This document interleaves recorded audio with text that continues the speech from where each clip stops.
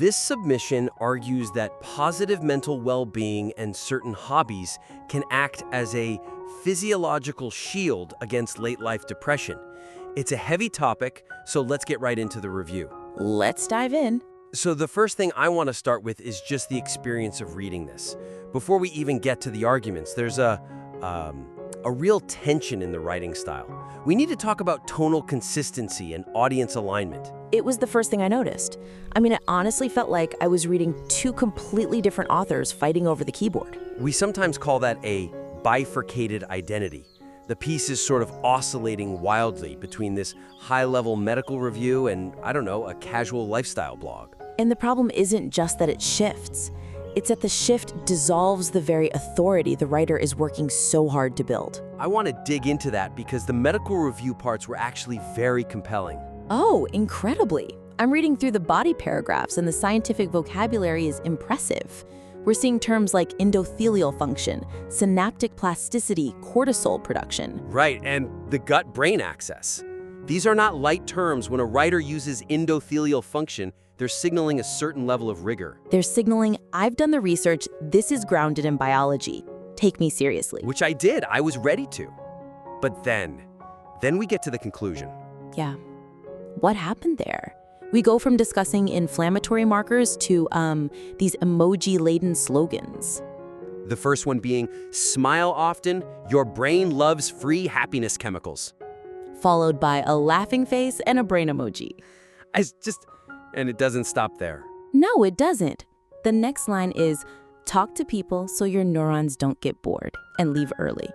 I literally put my pen down at that point. It's a jarring shift, to say the least. It's more than jarring. It feels like a betrayal of the contract the writer just made with me. I started asking, who is this actually for? Exactly. If I'm a medical professional or even just a scientifically literate person who stuck with you through endothelial function, that free happiness chemicals line feels, well, patronizing. It feels like the text suddenly decided I can't handle the science it just spent 1,000 words explaining to me. Right. But then you flip it. What if the intended reader is the person who wants that breezy blog-style advice? Then they probably checked out when they hit cortisol regulation 3 paragraphs ago. So by trying to be both a medical journal and a cheerleader, the piece just ends up losing both audiences. You can't discuss the serious physiological impacts of cortisol in one breath and then personify neurons as getting bored in the next. It trivializes the science. I do see the intention, though. The author was probably worried the science was too dry and wanted to end on a high note. And I get that anxiety, but you don't fix dryness with silliness. You fix it with clarity. So the suggestion here is to commit. The author needs to pick a single altitude of authority. Yes, pick a lane. Let's say they stick with the scientific path, which I think is the stronger part of the draft. How do they fix that ending? Well, first, you have to get rid of the personification. Neurons do not get bored and pack their bags. So, option A, the scientific path. You rewrite the ending to match the gravity of the rest of the piece. Instead of free happiness chemicals, go back to paragraph 5, which mentions a neurochemical cycle. Right, so becomes something more like, by cultivating positive interactions, we activate a self-reinforcing biological loop that stabilizes mood. See? That says the same thing. Be happy, it helps your brain. But it uses the vocabulary of the article. It respects the reader. And the neurons leaving early line? That one is it's a metaphor for atrophy, but it sounds like a cartoon. It has to go. It's scientifically inaccurate. Neurons die, they don't quit. You could replace it with a callback to synaptic plasticity. Something like, social engagement isn't just a pastime, it's a critical mechanism for preserving neural density. Preserving neural density. Now that has weight. It sounds like a medical necessity. Okay, but let's look at the other path. What if the author says, no, I really want this to be accessible. I want my grandmother to read this. Then you take option B, the accessible path. And this is actually the harder road, I think. It means going back and scrubbing the jargon from the body paragraphs. You'd need to use analogies all the way through. Exactly. If you want that fun, emoji-filled ending, the middle has to match. Instead of enhancing synaptic plasticity, you could say something like, learning new hobbies is like building new roads in your brain's city to keep traffic moving. And for endothelial function? You could just say keeping your blood vessels flexible. You don't need the medical term if your conclusion uses emojis. But you have to choose one. You can't have both. That makes a lot of sense. And I feel like this confusion about the audience bleeds directly into the second major issue, which is the central argument itself. The shield. Yes, the title, the intro, it all leans on this word shield. Which is a very common metaphor in health writing. It is, but here I'm not sure it works. A shield is a passive defense. You hold it up, it blocks a blow, that's it. It's a barrier. But the evidence in the text describes something way more dynamic. This is a subtle but really critical point about causality. The text says optimism results in a 35% lower risk of heart disease. That is a huge statistic. It's so big, it almost sounds like magic. It does. And when you frame it as a shield, you invite a logical fallacy. A skeptical reader is immediately going to ask about the chicken and the egg scenario. You mean, do optimistic people avoid heart disease, or do people with healthy hearts just feel more optimistic? Precisely. If I'm in chronic pain, if my heart is failing, it's pretty hard to be optimistic. The shield metaphor doesn't account for that reverse causality. It suggests you just hold up happiness and it stops the disease. But the text does account for this later, doesn't it? In paragraph 5, it mentions a cycle. It does, and that's what's so frustrating. The title and intro are underselling their own research by burying that nuanced dynamic under the static shield image. So the suggestion is to shift the core metaphor. We need to move from a shield, which is all about defense, to something like an engine or a feedback loop, which implies active maintenance. Exactly. Acknowledge the bidirectional nature of this stuff right from the start. So let's workshop that. How do we reframe that 35% statistic so it doesn't sound like a magic trick? You have to link it to the mechanism immediately. Don't just present the result. Hint at the process. So instead of just saying optimism leads to the result, explicitly connect it to the reduced cortisol that's mentioned later on. Right, so you could say something like, optimism doesn't just block stress, it fundamentally alters the body's chemistry. Studies show a 35% lower risk of heart disease, not through magic, but through a measurable reduction in cortisol. Measurable reduction. I like that. It grounds it in science, not magic. And for the shield metaphor itself, I'd rewrite that thesis. Instead of mental well-being is a shield, you could say, mental well-being is not just a shield that blocks depression. It is a physiological engine that actively repairs the body. A physiological engine? That completely changes the frame. It makes the mind an active participant. It does. And it sets up that whole gut-brain axis section much better. Which currently feels a bit tacked on. Right. To really strengthen that argument, the author needs to explicitly state that it's a two-way street. Right now it reads like, think happy thoughts, then you get healthy. When the reality is more like, you think happy thoughts, your gut improves. Your gut produces more serotonin, which helps you think more happy thoughts. It's a loop. And by acknowledging that loop, the argument becomes scientifically robust. It stops sounding like just think positive and starts sounding like a systemic health intervention. That's a vital distinction. It moves the piece from self-help to systems biology. Don't hide a complex cycle behind a simple metaphor. And this leads us perfectly to our third and final point.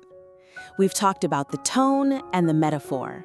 Now let's talk about the payoff, the actionable advice. Operationalizing the science. This was, honestly, the most disappointing part of the draft for me. And I only say that because the setup was so good. You talking about the why section? Yes! I was reading about the prefrontal cortex, the limbic system, memory recall. The author does a fantastic job explaining what part of the brain needs what. Right. It says the prefrontal cortex needs social engagement and that board games aid memory recall in the hippocampus. It's very specific. It's specific, it's anatomical, it's great. And then we get to the practical strategy section. And we get practice gratitude, talk to friends, join a senior center. It's the standard checklist from a pamphlet in a doctor's office. It's generic. And the weakness here is just the total disconnection. The advice doesn't use the specific brain science that was just explained. It tells you what to do, but not how to do it in a way that actually gets you those biological benefits. It's such a missed opportunity. If you've just sold me on the complexity of my own brain, you owe me advice that matches that complexity. Exactly. If you tell me social engagement stimulates the prefrontal cortex, don't just tell me to talk to friends. Talking about the weather probably doesn't fire up the prefrontal cortex all that much. So the suggestion is to prescribe activities based on the neuroscience from the first half. Make the advice distinct. We have to connect the why to the how. Okay, so let's give some concrete examples. How do we upgrade Talk to Friends?